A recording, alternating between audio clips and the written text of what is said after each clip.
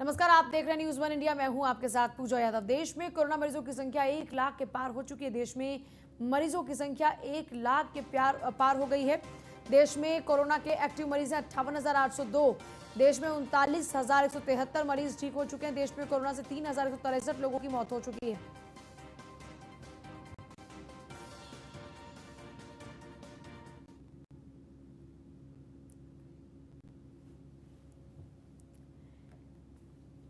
Corona से 3,163 लोगों की मौत हुई। देश में कोरोना मरीजों की संख्या 1 लाख के पार।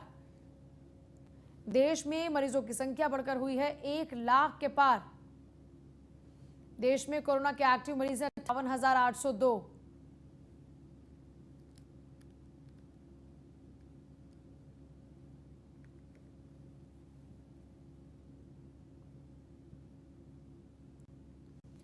तो मरीजों की संख्या 1 लाख पार हो चुकी है।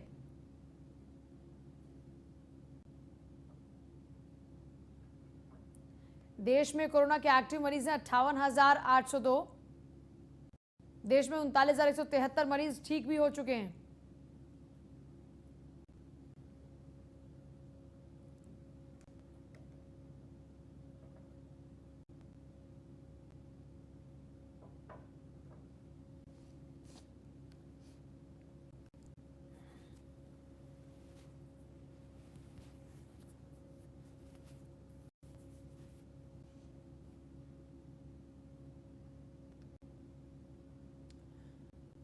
खबर दिल्ली से है। 22 मई को विपक्षी दलों की बैठक होगी। वीडियो कॉन्फ्रेंसिंग के जरिए कोरोना को लेकर बैठक होगी। बैठक में 15 विपक्षी दल शामिल होंगे। बैठक के बाद दोपहर 3 बजे होगी प्रेस कॉन्फ्रेंस। बैठक में ममता बनर्जी, उद्धव ठाकरे समेत कई बड़े नेता शामिल होंगे। वीडियो कॉन्फ्रेंसिंग के जरिए बैठक होगी। बैठक में 15 विपक्षी दल शामिल होंगे। बैठक के बाद दोपहर 3 बजे प्रेस कॉन्फ्रेंस भी होगी। बैठक में ममता बनर्जी, उद्धव ठाकरे समेत कई बड़े नेता शामिल होंगे। 22 मई को विपक्षी दलों की बैठक होगी। और एग्जीक्यूटिव एडिटर डॉक्टर दिग्विजय जुड़ गए हमारे साथ में। दिग्विजय, 15 ऐसे दल होंगे, विपक्षी दल, जो एक साथ वीडियो कॉन्फ्रेंसिंग के जरिए जुड़ेंगे। और क्या कुछ खास मुद्दे रह सकते हैं, क्योंकि इसके बाद प्रेस कॉन्फ्रेंस भी होनी है, तो इनकी क्या कुछ स्ट्रेटेजी रह सकती है इस दौरान में? पूछा तो 2 दिन से जो एक गृह मंत्रालय की तरफ से एक बयान आ रहा है कि कई राज्य ऐसे हैं जो कोरोना को लेकर जो गाइडलाइंस है उनको फॉलो नहीं कर रहे हैं, लॉकडाउन का ठीक से पालन नहीं करवा पा रहे हैं। साफ सी बात है, गृह मंत्रालय का इशारा जो है वो उन प्रदेशों की तरफ है जहां भारतीय जनता पार्टी की सरकार नहीं है, चाहे वो पश्चिम बंगाल हो चाहे महाराष्ट्र। मुख्य तौर पर इन्हीं 2 स्टेट का नाम और राजस्थान का आ रहा है। अब उसके जवाब में कुछ ना कुछ तो करना ही है, इसलिए ये एक 15 दिनों की मीटिंग हो रही है, जिसमें यकीनन भारतीय जनता पार्टी को और केंद्र सरकार को घेरने की कोशिश की जाएगी। ये बताने की कहीं ना कहीं कोशिश की जाएगी कि किस तरह से केंद्र पर्याप्त मदद नहीं कर रहा है उन राज्यों की जहां उसके भारतीय जनता पार्टी की सरकार नहीं है। ऐसे राज्यों को जानबूझ के इग्नोर किया जा रहा है केंद्रीय सहायता में। कुछ इसी तरह के आरोप लगाए जाएंगे और उसके बाद उसकी झलक हमें प्रेस कॉन्फ्रेंस में भी देखने को मिलेगी। पूजा, चलो ठीक है, बहुत ही शुक्रिया आपका।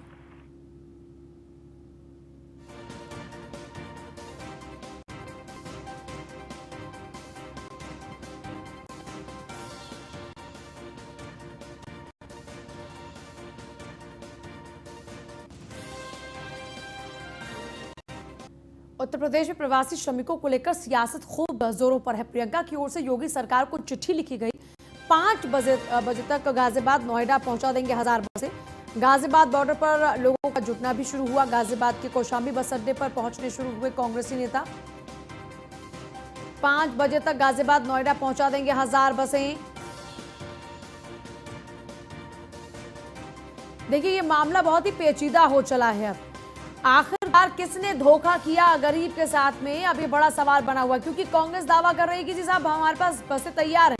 अभी कुछ ही दिन पहले रणदीप सुरजेवाला कह रहे थे कि हमें बसें तैयार करने के लिए वक्त चाहिए, क्योंकि जब हम बार बार सरकार से कहते रहे कि हम तैयार हैं तो सरकार ने जगह बार बार बदल दी। हमने कहा गाजियाबाद नोएडा के लिए हमारी बसें तैयार हैं, तो लखनऊ बसें मंगानी शुरू कर दी। कौशाम्बी बस अड्डे पर पहुंचना शुरू हो चुके हैं कांग्रेसी नेता। शाम के 5 बजे का वक्त था बसों को पहुंचाने का। यूपी में जो लगातार प्रवासी श्रमिक हैं वो पैदल चल रहे हैं लगातार। ऐसे में राजनीति भी करने का मौका मिला। शिवम गौतम जुड़ गए हमारे साथ में। शिवम, गाजियाबाद में कितनी बसें जुटनी शुरू हो चुकी हैं?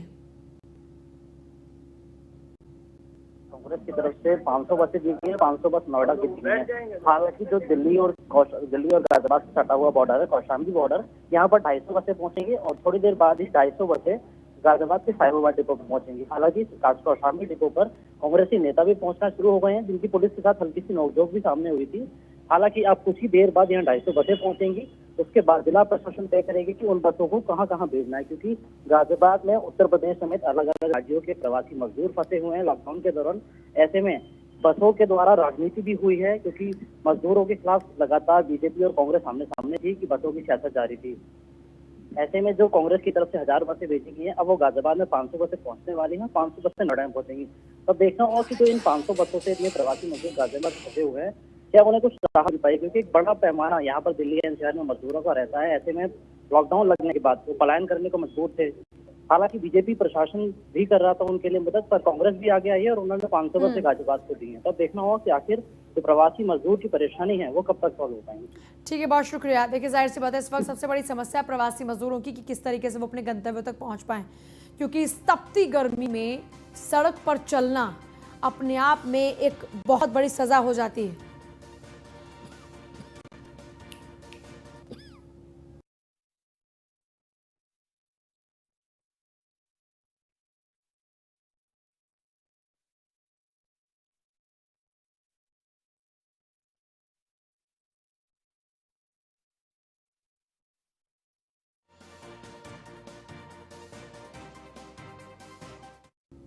गया है। वहीं संत कबीर नगर में कोरोना ने पैर पसारे हैं। जिले में कोरोना पॉजिटिव की संख्या 43 हो गई है। आज एक शख्स ने संक्रमण की टेस्टिंग के बाद में अपने आप भी पुष्टि की जानकारी दी है और एक शख्स में कोरोना संक्रमण की पुष्टि हो चुकी है। पहले ही 4 कोरोना पॉजिटिव की मौत यहां हो चुकी है। जिले में एक्टिव केस हैं 11 मरीजों का इलाज सीएचसी खलीलाबाद में चल रहा है।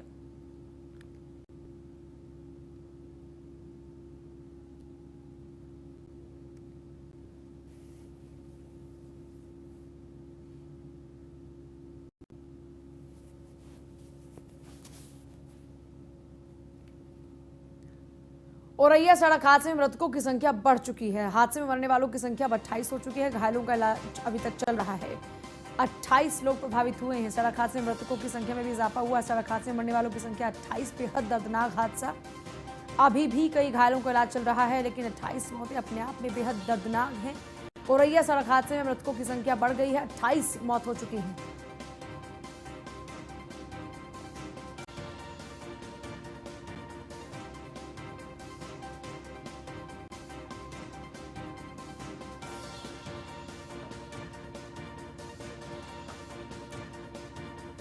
तो सड़क हादसे में मरने वालों की संख्या 28 हो चुकी है। अभी भी कई घायलों का इलाज चल रहा है।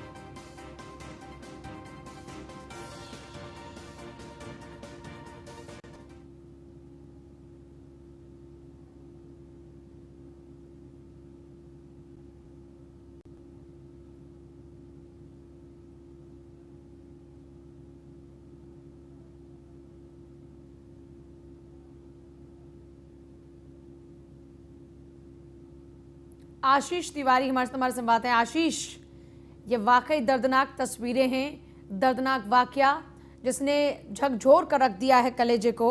अभी लेकिन क्या कुछ जानकारी आपके पास? जी बता दूं मैम, घटना के दिन घटना स्थल पर 24 लोगों की मृत्यु हो गई थी। इसके बाद 2 लोगों की इलाज के दौरान मृत्यु हो गई थी। फिर एक व्यक्ति की कल फिर इलाज के दौरान मृत्यु हुई और एक आज टोटल मरने वालों की संख्या 28 हो चुकी है और बाकी लोग अभी भी कुछ घायल है, जिनकी भी स्थिति चिंताजनक बताई जा रही है। जो लोग मिनी पीजीआई सैफई में भर्ती हैं वो अभी भी गंभीर रूप से घायल हैं और जितने की मृत्यु हुई है उनको जिला प्रशासन के द्वारा पीएम कराकर उनके गंतव्य तक भेजा जा रहा है और घायलों में 4 लोग जो ठीक हो गए थे उनको भी उनके गंतव्य के लिए भेजा गया है। जी चलिए, बहुत शुक्रिया आपका फिलहाल तमाम जानकारी के लिए।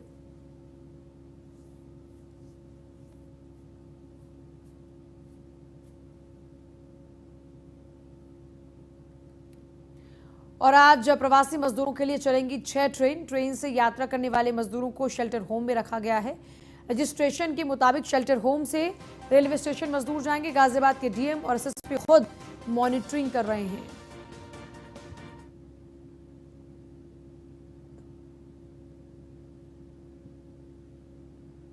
देखिए, आज भी जो 6 ट्रेन यहाँ से जा रही हैं, 3 ट्रेन बिहार के लिए जा रही हैं और 3 ट्रेन हमारे उत्तर प्रदेश के जो दूरस्थ ज़िले हैं वहाँ के लिए भेजी जा रही हैं। सबको हम लोगों ने ट्रेन वाइज सबको हम लोगों ने अपने शेल्टर होम में रखा है। जैसे एक शेल्टर होम अभी आप देख रहे हैं राधा स्वामी सत्संग है और यहाँ पर सबको भोजन पानी की उनकी व्यवस्था की गई है, उनका मेडिकल चेकअप कराया जा रहा है और जो प्रोटोकॉल है उसकी प्रतिपूर्ति यहीं से कराई जा रही है। और जैसे ही रैक इनकी वहाँ ट्रेन में लग जाएगी वैसे इनको बस के माध्यम से वहाँ भेज दिया जाएगा।